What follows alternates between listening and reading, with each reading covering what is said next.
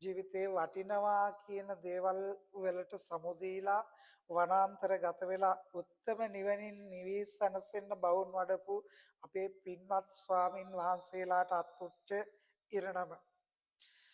ජීවිතේ කාටත් පොදු ධර්මතාවයක් තියෙනවා. අපිට යමක් වෙන්න තියෙනවා නම් ඒ දේ වෙන්නේ අපිට හිතා ගන්න බැරි වෙලාවක. අචින්ති තම්පි භවති චින්ති තම්පි විනස්සති. ජීවිතේ අපි හිතන දේවල් අපිට වෙන්නේ නැති වෙනවා. හැබැයි සමහරක් විට අපිට වෙන දේ හිතා ගන්න බෑ පින්නතුනි. අපි උතුම් පැවිදි භූමියේ ජීවිකාව ගත කළත් අපි ගිහි ජීවිතයක් තුල ජීවිකාව ගත කළත් මේ කර්මය කියන එක පටිසම්වෙන්න පටන් ගත්තාම පුදුමාකාර විදිහට අපිට ජීවිතේට වේදනාවක් වෙනවා ඒක. එතකොට මට ඔබෙන් අහන්න තියෙන්නේ අමුතුම කතාවක්. ජීවිතේ වටිනවා කියලා හිතපු දේවල් වල නිෂ්ඵල භාවයක් දැකලා වනාන්තර ගත වෙලා ඊටාම අල්පේච්ඡ ජීවිතයක් ගත කරගෙන බොහෝම වූ දුෂ්කර වතක් ගෙවපු අපේ පින්වත් ස්වාමින් වහන්සේලාට අත්ුනේත් සංසාරගත කර්මයක්. ඒකට ප්‍රධාන හේතුව තමයි මීට අවුරුදු 25කට 26කට ඉස්සෙල්ලත් ওই ඩක්කෝ ඒ විදිහටම තිබිලා තියෙන්නේ. ඉංජිනේරු ස්වාමින් වහන්සේ නමක් දෛනිකව ඒ ඩක්කෝ පරීක්ෂාත් කරලා තියෙනවා. හැබැයි උන සිද්ධිය අපිට හිතා ගන්න බැරි වුණා. ඒකට ප්‍රධාන මම හිතන විදිහට මේ සංසාරේ අපිට ලැබෙන කර්මය අපිට වෙන්න දෙයක් තියෙනවා නම් ඒක සකස් වෙන්න හිතා ගන්න බැරි විදිහට සමහරක් විට ඒ ඩක්කුව හැදෙන්නම ඇත්තේ මේ පින්වත් ස්වාමින් වහන්සේලාගේ අවසාන ගමන වෙනුවෙන්ම වෙන්නත් පුළුවන්. ඒක තමයි සසර කියලා කියන්නේ. සමහරක් විට තමන් මෙලවට බිහි කරපු අම්මම තමන්ගේ දරුවන්ට වහදීලා තියෙනවනේ. තමන් මෙලවට බිහි කරපු අම්මවම දරුවෝ ටික ළිඳට දාලා තියෙනවා අහලා තියෙනවා නේද? මම කියන්නේ උපමාවක් විදියට එවන දෙයක් වුණත් වෙන්න පුළුවන්. පින්නතුනි මේ ජීවිතේ මේ මනුස්ස භවයේ පුදුමාකාර භයානකයි. අන්න ඒකයි කියන්නේ නොපමාව කුසල් දම් වඩව ගන්න නොපමාව මේ ධර්මයේ අවබෝධය උදෙසා වීරිය වඩන්න අපිට ලැබිච්ච පුංචි සනයක් මේ ජීවිතේ අපිට දිනන්න හේතු වාසනාවක් වෙනවා. අපි මොනතරම් භෞතික ලෞකික දේවල් ගොඩ ගහගත්තත් අන්තිමේට අපිට ඇඳි වතවත් නැතුව තමයි මේ අවසන් ගමන යන්න වෙන්නේ.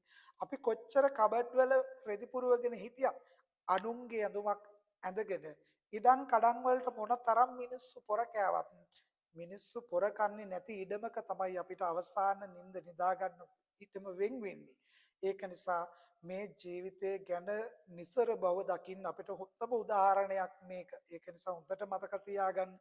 බඩු ටික ගේන්න පොළට ගියපු අම්මයි අප්පච්චි ගිහිල්ලා එන්නම් පුතේ කියලා ගිහිල්ලා සමහරක් විට අවසානයේට ගෙදෙට්ට එන්න පෙට්ටියක. ඒක තමයි ජීවිතේ નિසරු භව. උදේට පාසල් ගියපු දරුවා සමහරක් විට ගෙදර එන්නේ පෙට්ටියේ. මේ ජීවිතේ નિසරු භව නිෂ්ඵල භව. ඔබ තේරුම් ගන්න අපිට මේකේ ලොකු වටිනාකමක් තියෙනවා. මොකද්ද වටින්නේ?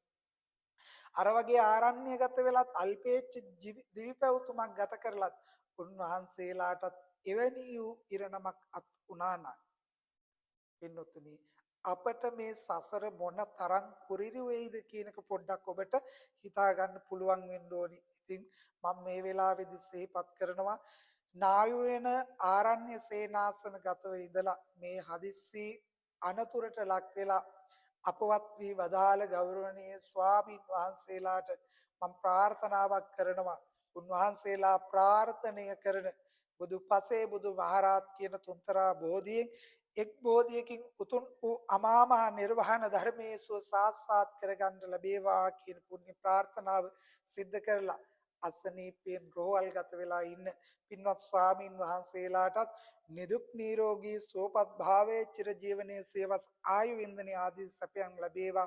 ඔබ වහන්සේලා ඉක්මනටම නැවත ආරණ්‍ය සේනාසනයට වැඩම කරන්න ඔබ වහන්සේලාට සුවයසිත සැලසේවා කියන කාරණාව සිහිපත් කරගෙන ආදරණීය ඔබට සිහිපත් කරන්නේ මේ ජීවිතේ මොන තරම් දේවල් පසුපස හඹාගෙන ගියත් ජීවිතේ මොනතරම් වටිනවා කියන දේවල් අපි ලං කරගෙන හිටියත් අපේ ජීවිතේ මොනතරම් දේවල් වලට ලොකු ලොකු වටිනාකම් දීගෙන හිටියත් පින්වතුනි යන්න වෙන වෙලාව අපි කවුරුත් දන්නේ නැහැ. ඒක නිසා හොඳට මතක තියාගන්න.